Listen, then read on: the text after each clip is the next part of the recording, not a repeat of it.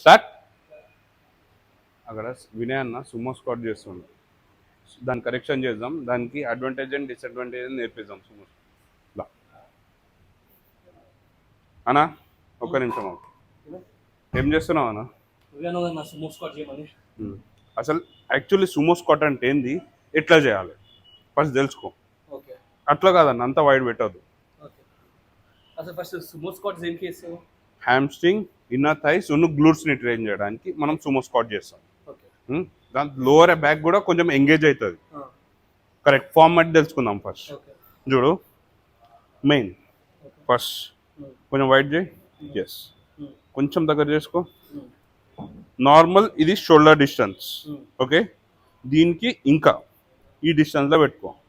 Okay, that dumbbell పట్టుకో. డంబుల్తో చేయొచ్చు, రాడ్తో చేయొచ్చు, మన ఇష్టం అది. రాడ్తోనైనా పైన పెట్టుకున్నా చేయొచ్చు. చలో, గ్లూట్స్ వెనకకు తీసుకో, డంబుల్ హోల్డ్ చేయి.